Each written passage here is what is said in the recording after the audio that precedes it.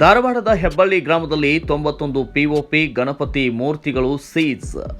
ಪರಿಸರ ಹಾನಿಕಾರಕ ಪಿಒಪಿ ಗಣೇಶ ಮೂರ್ತಿಗಳಿಗೆ ನಿಷೇಧ ಹೇರಿದರೂ ಕೂಡ ಕೆಲವು ಮೂರ್ತಿಕಾರರು ಜಿಲ್ಲಾಡಳಿತ ಕಣ್ಣು ತಪ್ಪಿಸಿ ವಿಗ್ರಹಗಳ ತಯಾರು ಮಾಡಿದ್ದಾರೆ.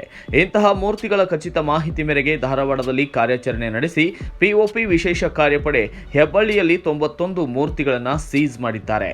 ಹೌದು, ಧಾರವಾಡ ಜಿಲ್ಲಾಧಿಕಾರಿ ದಿವ್ಯಾ ಪ್ರಭು ಆದೇಶದಂತೆ ರಚಿಸಿದ ಕಾರ್ಯಪಡೆಯ ಸದಸ್ಯರಾದ ಪರಿಸರ ಇಲಾಖೆಯ ಪ್ರಾದೇಶಿಕ ಅಧಿಕಾರಿ ಜಗದೀಶ್ ಐಎಚ್ ಹಾಗೂ ತಾಲೂಕಾ ಪಂಚಾಯತ್ ಕಾರ್ಯನಿರ್ವಾಹಕ ಅಧಿಕಾರಿ ಗಂಗಾಧರ ಕಂದಕೂರ್ ಅವರ ನೇತೃತ್ವದಲ್ಲಿ ಹೆಬ್ಬಳ್ಳಿ ಗ್ರಾಮದ ಶಂಕರ್ ಕಂಬಾರ್, ಬಸವರಾಜ್ ಗೂಳಪ್ಪ ಕಮ್ಮಾರ್ ಮತ್ತು ಬಸವರಾಜ್ ವೇರುಪಾಕ್ಷಪ್ಪ ಕಮ್ಮಾರ್ ಸೇರಿದಂತೆ ಕರಿಯಪ್ಪ ಕಮ್ಮಾರ್ ಅವರ ಮನೆ ಮತ್ತು ದಾಸ್ತಾನದಲ್ಲಿರುವ 91 ಪಿಒಪಿ ಗಣಪತಿಗಳನ್ನು ತಪಾಸಣೆ ಮಾಡಿ ವಶಪಡಿಸಿಕೊಂಡ ವಿಗ್ರಹಗಳನ್ನು ಗ್ರಾಮ ಪಂಚಾಯಿತಿಯ ವಶಕ್ಕೆ ನೀಡಲಾಯಿತು.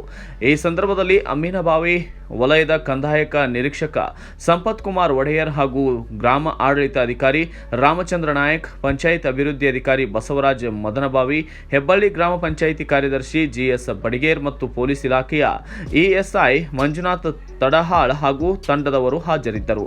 Bureau report, Kannada Janashri news, Dharwad.